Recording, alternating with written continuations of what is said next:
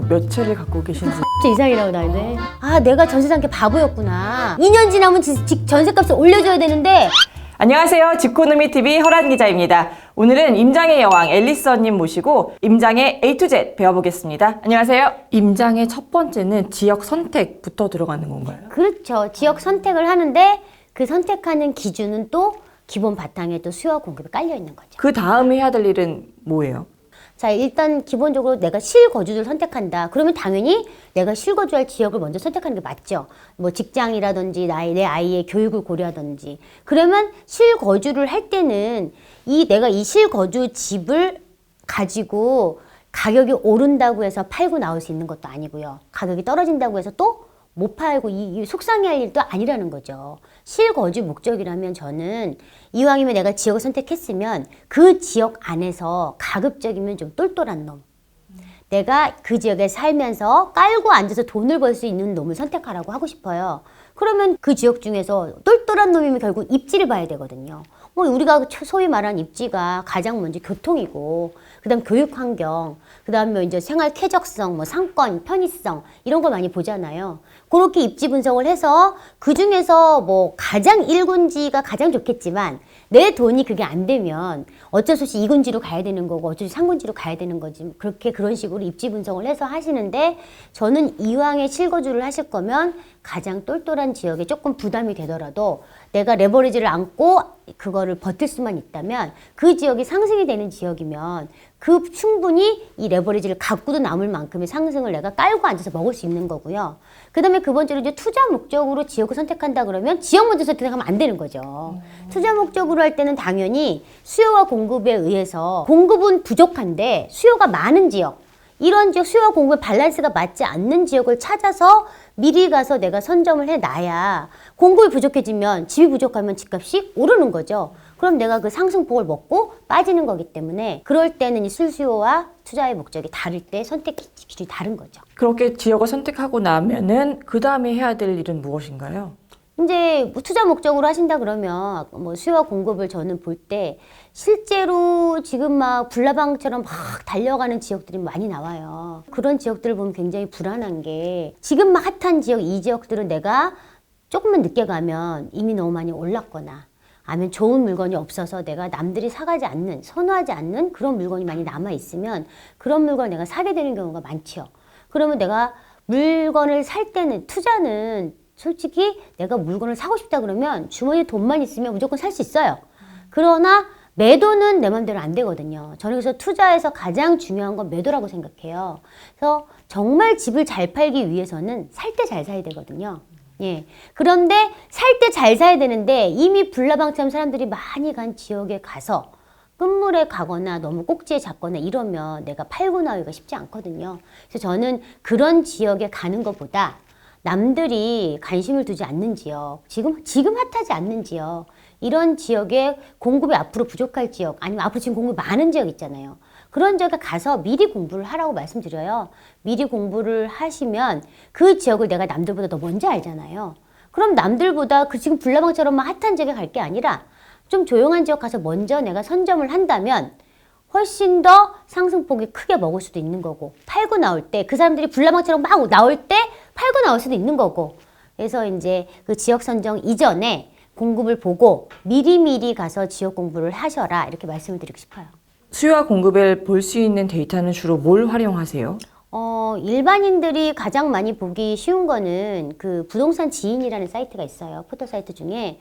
그래서 부동산 지인만 봐도 이렇게 굉장히 수요와 공급이 뭐 서울, 수도권, 각 지역별, 뭐 이 광역시, 뭐 일반 도시 다 나와 있고요. 그 다음에 세부적으로 클릭해서 보면 아파트, 뭐뭐뭐 드론까지 다 나와요. 여기서 말하는 공급이라는 거는 매물로 나온 물건을 공급으로 표현한 건가요? 아니면은 이제 신규 공급 예정 물량 이런 것들을 공급으로 표현한 그러니까 거예요? 아파트 입주 예정. 입주 예정 물량. 예, 그러니까 지금 오늘 만약에 분양을 하잖아요. 오늘 분양을 하면 얘가 2년 뒤, 3년 뒤, 4년 뒤에 이제 새 아파트로 들어오잖아요. 그러니까 그 입주 물량을 이제 공급 폭탄이 떨어지는 순간 그 주변은 별로 좋지 않겠죠. 근데 얘가 하나 떨어졌으면 다행인데 또 떨어지고 또 떨어지고 입주 물량이 많으면 그 지역이 초토화가 되겠죠. 그러면 이 초토화가 됐다는 거는 그 지역 사람들한테는 집값이 떨어지니까 안 좋을 것이고, 내가 분양을 받아서 이사를 가려고 하는데 내 집도 안 팔리고 얘 뭐 그럼 전세 내야 되는데 전세도 안 나가고 이런 위기가 오죠. 그러나 이 위기를 또 기회로 이용할 수 있거든요. 그래서 그런 거를 이제 입주 물량으로 공급 물량을 보는 거죠. 그럼 수요 같은 경우는 뭘로 볼 수 있는 거예요? 그러니까 수요는 굉장히 예측하기가 힘든 부분인 게, 수요는 사람의 정말 심리로 작용을 경기에 하잖아요. 영향을 많이 영향도 많이 받고 하는데, 기본적으로 우리가 이 사람들이 사는 그 도시, 우리가 뭐 우리 경계선 그 뭐 광역시망, 서울특별시, 경기도 무슨 시군구별로 인구수 대비해서 멸실되는 주택이 매년 생겨요. 멸실해야만 되는 주택도 있고, 또 이제 뭐 결혼도 하고요, 이혼도 하고, 또 지금 뭐 노인가구 급증하고 1인 세대 급증하니까 세대수 증가에 따라서 집이 필요합니다. 그러니까 아무리 그 동네에 인구가 더 추가되지 않더라도 기존에 사는 사람들만으로도 집은 필요해요. 매년. 그 매년 필요한 거를 사람들이 통계를 냈겠죠. 통계를 내서 보니 그 지역의 인구수의 대략 한 0.5%를 곱하면 적어도 그 지역에 1년에 필요한 적정 수요량으로 그냥 대략적으로 예측을 하는 거죠. 물론 그게 정확하진 않죠. 사람이 심리가 작용하기 때문에. 그래서 그거를 수요로 보고, 그래서 뭐 인구가 뭐 100만 도시다. 그럼 0.5%에서 그 수요보다 많이 입주 물량이 많으면 과잉 공급이고, 그 수요보다 입주 물량이 적으면 공급 부족으로 보는 거죠. 이렇게 전세 수요가 탄탄한 것과 집값의 영향은 어떻게 보시는 거세요? 그 전세 그 수요들이 새 아파트를 살고 싶어 하는 수요잖아요, 결국은.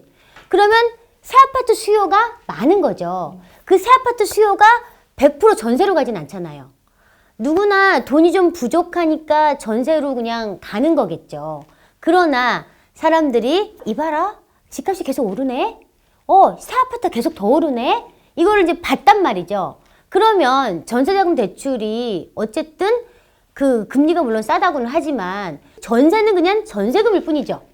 내가 자산이 늘어나는 게 아니잖아요.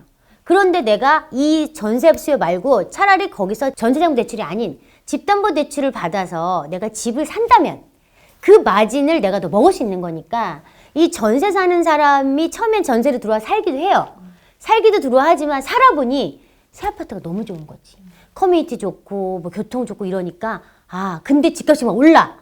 내가 전세 산 게 바보였구나. 2년 지나면 전세값을 올려줘야 되는데 전세값이 너무 많이 오르는 거죠. 처음에 입주할 때는 아까 얘기한 것처럼 입주 폭탄이 떨어지면 위기예요. 너도 나도 전세 놓는 사람이 많기 때문에 전세값이 싸요. 그러니까 그 당시 사람들이 가볍게 들어갈 수 있어요. 그러나 2년만 지나면 전세 가격이 옆에 시세랑 맞춰지면서 전세 가격이 올라오죠. 그러면 내가 이 많은 돈을 내고 다시 여기 전세 살 것인가 고민을 하게 되겠죠. 그러면 나가든지, 내가 여력 있는 사람은 사야겠구나. 그러면서 전세 수요들이 오히려 매매 수요로 바뀌죠. 그리고 실제 현 시장에, 서울 수도권 시장도 지금 신축이 자꾸 귀하고 가격이 너무 오르니까 집이 없었던 분들이 지금이라도 사야 되나? 이런 생각 때문에 지금 실수요자와 투자자들이 같이 움직이는 시장이 된 거잖아요. 신축 수요가 그만큼 강하기 때문에. 그래서 뭐 이 전세 수요와 이 매매 수요는 조금 다르다는 생각이 들어요. 예. 그러면은 어느 정도 이제 코로나가 잠잠해지고 시간이 좀 흐르고 나면 강남이야말로 공급이 부족한 지역인 거잖아요. 그렇죠. 뭐 누구나 아는 게 서울이 너무나 많이 공급이 부족해요. 앞으로. 그냥 부족한 게 아니고, 제가 부동산 지인 아까 언급했지만 부동산 지인에서 서울시 클릭하고 검색 딱 누르면 완전히 이렇게 하얀 곡선이에요. 너무너무 부족한데 지금 공급을 막고 있는 상황이기 때문에 제가 아까 말씀드렸죠. 1년에 필요한 주택수가 있는데 더더구나 서울에 모든 게 집중돼 있는 상황에 뭐 새 아파트 살고 싶은 사람 너무 많은데 없어요. 그러면 집이 부족하면 집값은 당연히 오를 수밖에 없어요. 근데 물론 코로나 사태가 장기적으로 가다 보면 무너지는 것들이 생기겠죠.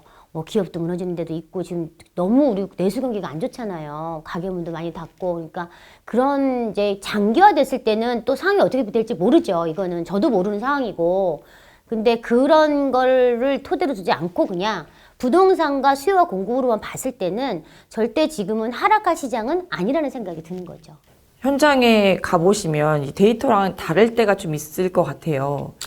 근데 서울 수도권 같은 경우에는 솔직히 수요와 공급만 갖고 움직이지 않더라고요. 서울 수도권은 어쨌든 호재가 막 작용하면 공급이 많은데도 호재가 막 터지면 사람들이 거기에 막 다 가가지고 또 사요. 왜냐면 호재가 좋아질 지역이니까 공급 많은 거 상관없이 막 사요. 여기서 말하는 호재는 이제 교통 호재 같은 교통호재죠. 거죠. 그 교통호재가 특히 강남으로 가는 교통이 좋아진다든지 뭐 여러 가지 아니면 또 개발호재 이런 게 있으면 가기 때문에 참 수요와 공급이 되게 어렵구나. 이것만 갖고 볼 수가 없구나. 그리고 막 이 서울의 아파트가 너무 부족하니까 신축이 너무 많이 오르는데 너무 많이 오르니까 이 주변에 일기 신도시 위주로 막 수도권 서울에서 1시간 반경 내 출퇴근이 가능한 서울 이 수도권 주변에 공급이 많은데도 불구하고 거기에 신축 아파트들은 가더라는 거죠. 되게 시장이 달라요. 근데 이게 서울 수도권은 굉장히 이래서 전부 다 긴밀하게 연결이 돼 있기 때문에 결국 그 중심에는 강남이 있죠. 강남이 있기 때문에 강남을 잘 알아야 서울 수도권 잘 알아야 되니까 수요와 공급만으로는 설명이 되기 힘든 시장이 서울 수도권인데 근데 지방은 수요와 공급의 원리에 의해서 거의 90% 맞다고 보시면 돼요. 지방은 그런 특별한 호재가 많은 지역도 사실 아니고 어떤 개발 호재가 많은 지역도 아닌 것도 사실 있죠. 있기 때문에 뭐 솔직히 거기에 KTX가 들어온다고 해서 중요한 건 그 지방에 KTX가 들어온다고 해서 우리가 서울 사람들이 이사를 가진 않잖아요. 그냥 거기 가기 편한 것일 뿐이지 그 지역 사람들한테는 없던 게 생기니까 물론 좋겠지만 얼마나 많이 이용 빈도수가 그렇게 많겠어요. 그 사람들은 그 안에서 사용하는 사람들 때문에 막 그래서 큰 호재로 작용을 되지는 않거든요. 제가 다녀보니까. 그래서 이제 지방 같은 경우에 가면 수요와 공급에서 거의 맞는데 요즘은 또 뭐가 문제냐면 지금은 이제 유동성이 되게 풍부한 시장이잖아요. 그러니까 돈 가진 사람들이 되게 많아요. 많아서 아직 지방에 지금 공급이 아직 남아있고 공급이 많다는 건 입주 폭탄이 막 떨어지면 좀 집값이 좀 주변에 떨어지는데 그럼에도 불구하고 아직 입주가 마무리되지 않았는데 유동성이 풍부한 시장이라 돈 들고 있는 사람이 많은 거예요. 그래서 그 사람들이 가가지고 막 대장주들. 왜냐면 공급이 막 떨어지면 떨어질수록 얘는 이제 오를 거지. 그러니까 얘가 뭐 예를 들어 뭐 입주한 지 얼마 안 된 새 아파트들 이런 것들은 지금 분양가다. 그럼 뭐 더 떨어지겠나 싶어서 이제 그런 것들을 대장주들 막 삽니다. 사면 아직 공급이 막 들어오고 있어도 옆에가 막 초토화되고 있는데 대장주들만 먼저 오르는 이런 이제 현상이 벌어지고 있어요. 그러니까 지방조차도 새 아파트, 특히 대장주가 되는 새 아파트는 몰린다 이렇게 봐야 되는 거네요. 그렇죠. 지금 전국적인 양상이 무조건 대장주 위주, 신축 위주, 그다음에 뭐 재개발 위주, 재건축 위주로 돌아가고 있거든요. 그러다 보니 이제 좀 돈 있는 사람이 뭐 솔직히 내가 돈이 많다. 그럼 뭐 전국적으로 가서 진짜 새 아파트 하나씩 사놓으면 돈 많이 벌겠죠. 그러나 우리가 그렇게 돈이 많지 않으니 공부를 더 해야 되는 거고 소액으로 정말 어디 가서 수익률을 높일 것인지 공부를 하는 거잖아요.